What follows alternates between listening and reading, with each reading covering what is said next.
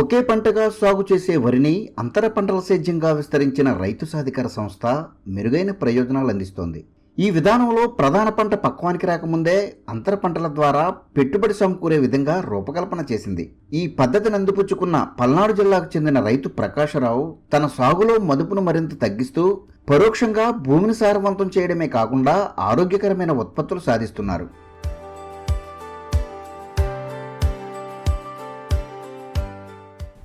నమస్కారం అండి.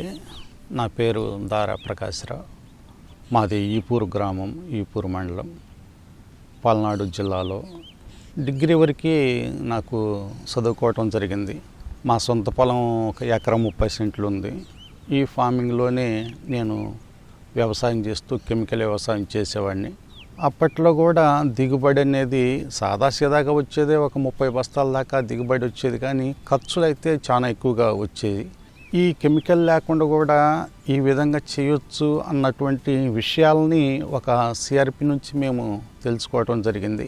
ఆ సిఆర్పి పేరు బేబీ రాణి గారు. ఆమె ద్వారా ఈ ప్రకృతి వ్యవసాయం ఈ విధంగా కూడా వ్యవసాయం చేయవచ్చు అన్న విషయాలు తెలుసుకొని ఆ విషయాలను చేతపట్టుకొని ఫస్ట్ సంవత్సరం మేము చేయటం మొదలుపెట్టాను. ఇంతవరకు ఏటీఎం ఏ గ్రేడ్ విధానాలు అనుసరిస్తున్న రైతు ప్రకాశరావు తాజాగా వరిలో అంతర పంటల సేద్యాన్ని చేపట్టారు. ఏటీఎం మోడల్ తరహాలో సాగు భూమిలో బెడ్లు ఏర్పాటు చేసుకుని వాటిపై వరితో పాటు అంతర పంటలైన ఆకుకూరలు, కూరగాయలు, దుంపజాతి, గట్లు వెంబడి తీగజాతితో పాటు ఎర్రపంటలు నాటుకున్నారు.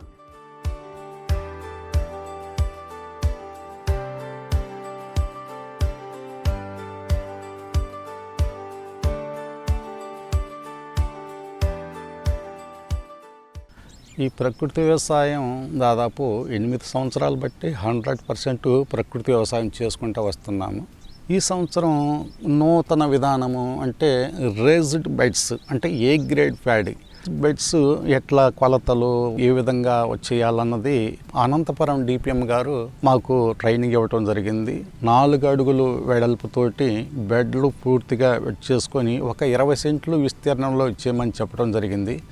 అయితే నేనేందంటే నాకు చాలా ఉత్సాహంగా ఇంకా కొంచెం ఎక్కువైతే మనం ఎందుకు చేయకూడదన్న తలంపుతో సుమారుగా 30 సెంట్లు పైసలకు విస్తీర్ణం ఇది. దీన్ని మేము చేయటం జరిగింది. దీంట్లో ప్రధాన పంట వరి అయితే మిగతా 2 ఆకుకూర జాతులు, 2 దుంప జాతులు, 2 కాయ జాతులు నాటుకోవటం జరిగింది. ఇవన్నీ కూడా సీడ్ డిబ్లింగ్ మాత్రమే చేయటం జరిగింది.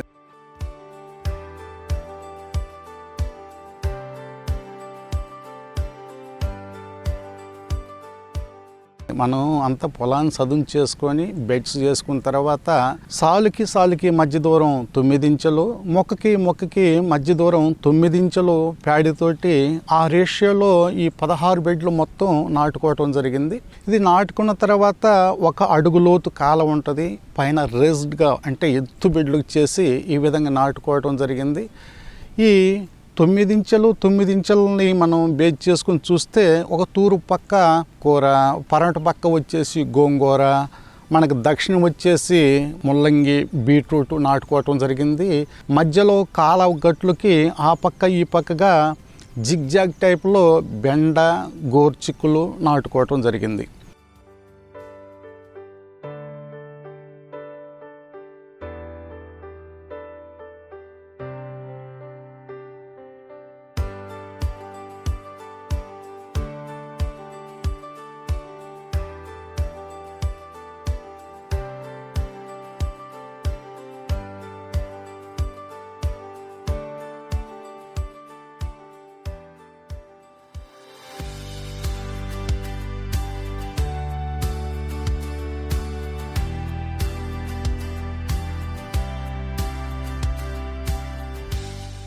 వీటికి అదనంగా సాగులో కలుపును తొలగించి పంటను శుభ్రం చేసుకుంటున్నారు.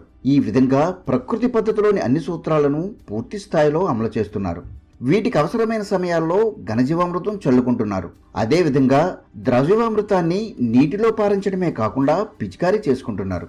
వీటితో పాటు పంటలో ఉత్పత్తి పెంచే మీనామృతం, తెగుళ్ల కట్టడికి దశపర్ణి కషాయాన్ని సిద్ధం చేసుకుని అవసరమైన సమయాల్లో వినియోగించేలా చర్యలు తీసుకుంటున్నారు.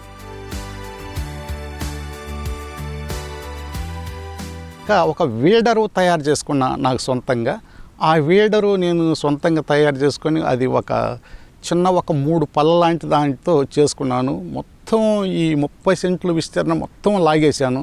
ఇక తర్వాత దుబ్బు పిగలటం కానీ గ్రోత్ కానీ అద్భుతంగా జరిగింది. దీంట్లో మేము ఇచ్చింది ఘనజీవామృతమే. పిఎండిఎస్ వేసాము, పిఎండిఎస్ కలయి దున్నాము, ఆ తర్వాత విత్తనాలు నాటుకున్నాము, తర్వాత 200 కేజీలు ఘనజీవామృతం వేసాము, ఆ తర్వాత జీవామృతం, మజ్జిగ, ఈ 2 మాత్రమే పిచికారీ చేయటం జరిగింది.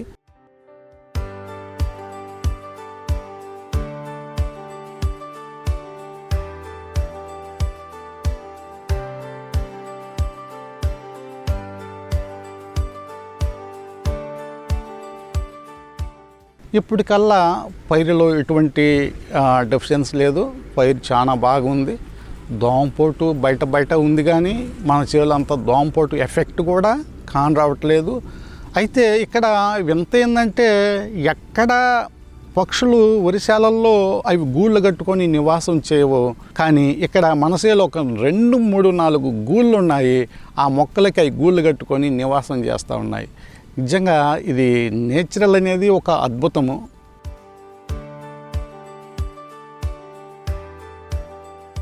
ఈ క్రమంలో నెల రోజుల అనంతరం సాగు నుంచి సమకూరిన ఉత్పత్తులను ఇంటి అవసరాలకు వినియోగిస్తున్నారు. అదనంగా లభ్యమైన వాటిని అమ్మకం చేస్తున్నారు. ఆకుకూరలు మంచిగా దిగుబడి వచ్చినాయి. ఆకుకూరలో చాలా ఈజీ ఆదాయం. అది ఒక 2 months మంచి ఆదాయం. గోంగూర కట్ చేశాను, అది తిరిగి మళ్ళీ పెరగదు.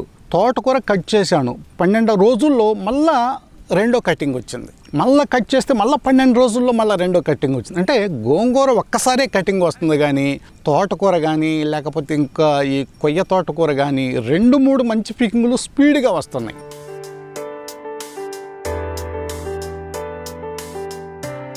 వీటికి అదనంగా వరిదుబ్బు లావుగా మారి రైజోషీత్ మరింత ఎక్కువగా విస్తరించింది. వీటికి అదనంగా వేరు వ్యవస్థ లోతుగా వ్యాప్తి చెందింది.